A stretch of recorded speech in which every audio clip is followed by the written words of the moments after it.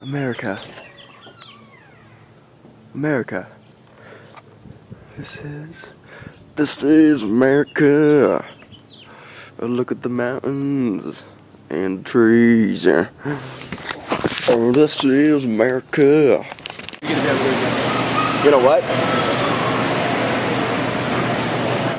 So, me and at Tex-Mex_official are we're in Walmart and we're currently getting our supplies for the tour, which is going to involve windbreakers, gaff/duct tape, and shampoo.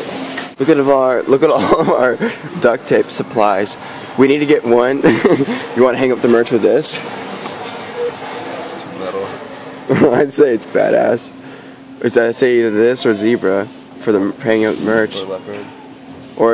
Or something bright. It's like orange. Yeah. This would be fine. We're trying on this to make sure it fits in the middle of the Walmart.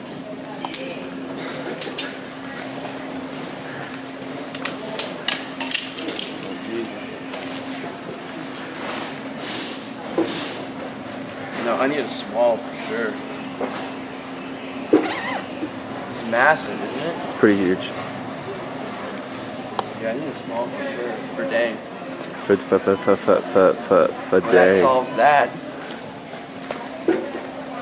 Am I more of a swagger or a showtime?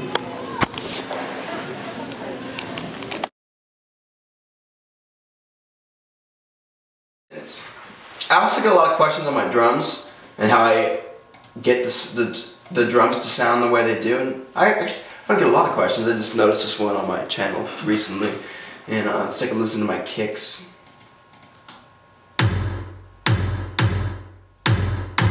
As you can tell, they're really punchy. There's not a whole lot of after them. It's really which is kind of what you want in drum and bass. Since it's such a fast tempo, you don't want your kicks to have a really long release on them. And you can do that a few ways. You can actually shorten your sample if you're using, say, like a kick that has a really long release, but you really like that kick. You can shorten it. You can fade it out so it has the tail goes away quickly. Or you can even use the, I think it's called the auto filter. It's in the auto filter. You can use the auto filter. It does so many more things than just making modulation on your voice to make it filter in or filter out or oscillate filter in. But you can even use it to create wobbles if you want to go that way. I think you can even do more advanced wobbles with the auto filter than you can with the LFOs and actual synths. I just don't use it like that. So yeah, I use a real punchy kick. I'm actually using two different kick samples. The first kick sample sounds like, the second kick sample sounds like, I don't know, together they sound like, and all I have on them is I have a adaptive limiter to make sure they don't go woo on the leveling. A little bit compression, just a normal compression. I have it on the platinum circuit type. I know I usually use a VCA, but sometimes it overpowers it, and since I'm layering, I'm not going to be doing that. And then I bus them both to the same bus, which I just use the preset under groups called hard kicks. And then, I don't know, it has like a clip distortion that I typically take off. I haven't added it in this track yet, but I usually add an 808 track as well. But the 808, I usually, instead of making the 808 like, come on little keyboard, this thing, I usually drain all the bass from my actual kick, so it's just straight punch. And then I make the bass from the kick come from the 808, which is just straight bass. So when you're in your car, the sub will actually move because of the 808 rather than the actual sample. That's also a really good way to break up your frequencies, so you're not having all your bass frequencies in one thing. Like for instance, I know we've gone over this before, but I do use an actual sine bass, which just simply just triggers the bass. You can't even hear it on your computer speakers, which is what you want. And how you do that is very simple as well. I'm using the ES2 to do it, but you can use any synthesizer really. And it's just a sine wave. All you do is a sine wave. That's all you do. A sine wave, max it out, make it as basic as possible. And once that sine wave goes really low, you won't hear anything. But you'll sure feel it. You'll sure feel it. So that's another little tip. Let's listen. I know I haven't really explained anything, but I'm just kind of breaking down the track so far just because Logic froze up a little while ago. And Let's listen to some of my synths. The first little break. I don't think I've showed you guys the drop yet. Ooh.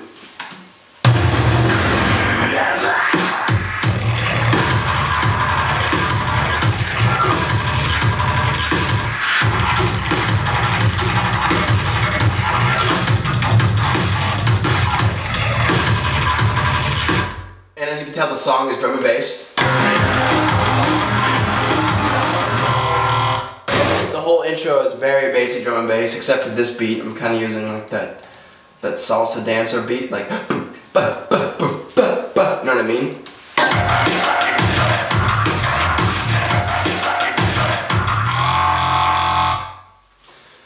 And then the build-up is also the salsa bass steep, but the drop is actually half time, so I guess you can technically call it drum step, but I'm going to call it drum and bass because that's what I'm considering it. But I guess the only differentiation between drum step and drum and bass is the half-timed drops. But I don't know, I'll probably pick it up later in the song. But the first quarter, actually the first half measure thing is, which I wanted to just like the first hit to be like nasty and then the actual melody come in. So you'll hear it, listen.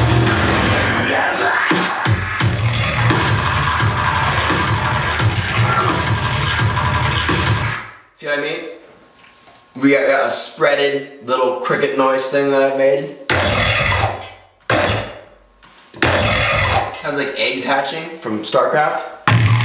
And then just a really bassy drum and bassy thing. Again, all these patches I'm using are just patches developed by me over time. Like this isn't, I always have new patches that come in, but they're always based off old patches. Like this is a new one. And that comes from this patch. You can hear the similarity in both of them.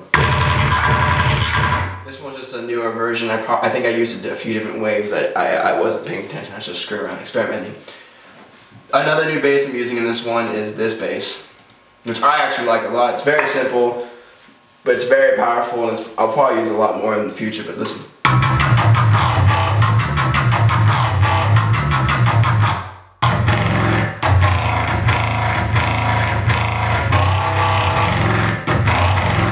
But as you can tell, you could probably add some more distortion to that, probably layer it a few times, add some phaser effects. You can get some pretty gnarly monster sounds of the basic resynth. But right now, just have it as going. The layer for that one is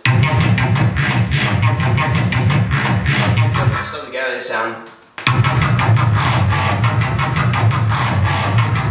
And then in the mix, it sounds like. I really like it. So far I'm pretty into these synths I'm using. They're very punchy, very fast, which is perfect for drum and bass. Actually, drum and bass can go either way. You can have it really drawn down and very all over the place. Or very basic, just like kind of center based and make the more aggression on the drums. But I'm choosing to make the aggression on the bass.